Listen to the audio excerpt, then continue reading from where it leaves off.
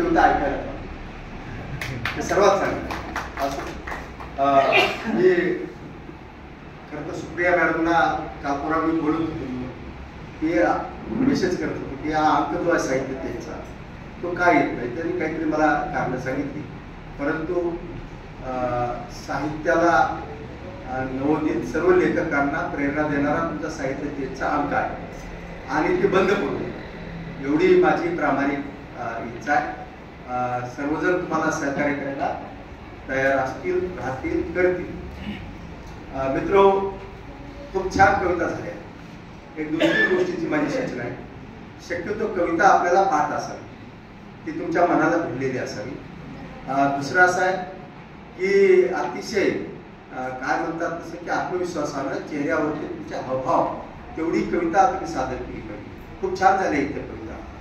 राजे आमच्या घरी या इथपासून ते मंदिरासाठी वर्गणी गोळा होते, पण शाळेचे पत्र गळतात त्याच्यासाठी तुम्ही बोलत नाही. आणि नंतर एक जी आमच्या कवी मित्रांनी कविता सादर केली दारूची, ती बायकोने मला पकडली आणि माझी दारू सुटली.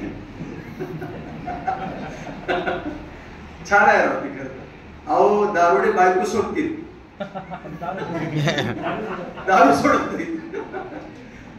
आणि रेखा सर एक सर मला पुरस्कार भेटला नाही, पण तुम्ही हे शब्द सांगितला ना मला, मोठा मला दुसरा असा आहे, रेखा काळे ना त्यांनी खूप पोटतिडकीने विचार मांडले, ऐकण्यासारखे प्रबोधन करा. मी त्याचा धागा पकडून फक्त एक विषय तुमच्या समोर ठेवतो की जोपर्यंत लेखक कवी लिहिणारा हा जो कुणी आहे अस्वस्थ होत नाही तोपर्यंत साहित्य नाही. तुम्ही प्रत्येक विसंगतीसाठी अस्वस्थ झालं पाहिजे का? अवे थोड्या मोठ्यांच्या जयंत्या पुण्यतिथी जसजसे येतात तसतशी दारूची दुकानं का वाढतात हा प्रश्न आहे. मी एक विषय घेऊन पुस्तक लिहिलं, त्या पुस्तकाचं नाव आहे नाव कशाला बदनाम करत. काय पुस्तक आहे तुम्ही बघा. मला फोटो काढायचा छंद आहे.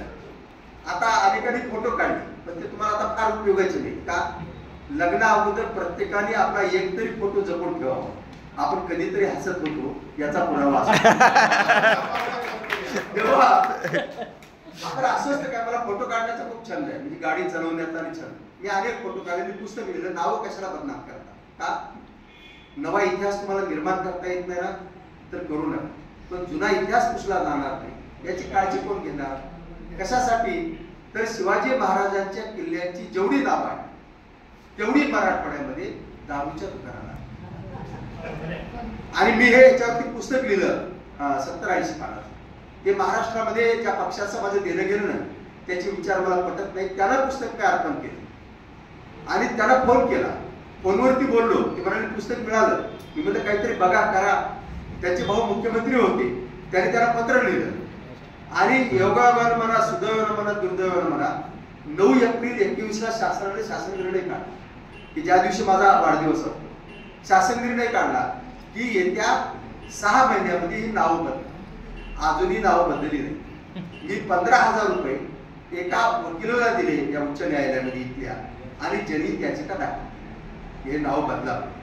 मला असं म्हणायचंय की तुमची लेखणी तुमचा शब्द तुमच्याशी सुसंगत असणार पाहिजे.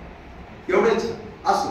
आजच्या या दिवसभराचा जो कार्यक्रम झाला तर काय भेटलं असं जर कोणी विचारलं तर मला वाटतं विदर्भातली एक कवयित्री तिने असं लिहिलंय की एके दिवशी कपड्यानं एके दिवशी धोब्यानं कपडे धुता धुता कपड्यासोबत माझ्या कविताही तारेवरती वाळत. एके दिवशी धोब्यानं कपड्यासोबत माझ्या कविताही तारेवरती वाळत घातल्या. मी काही म्हणालो नाही, कारण जिथे माझ्या आयुष्याची लक्तर झाली तिथं माझ्या कवितांचं काय. एके दिवशी धोबी कपडे धुता धुता म्हणाला, साहेब तुम्ही नवे कपडे शिवले तरच मी धुईन.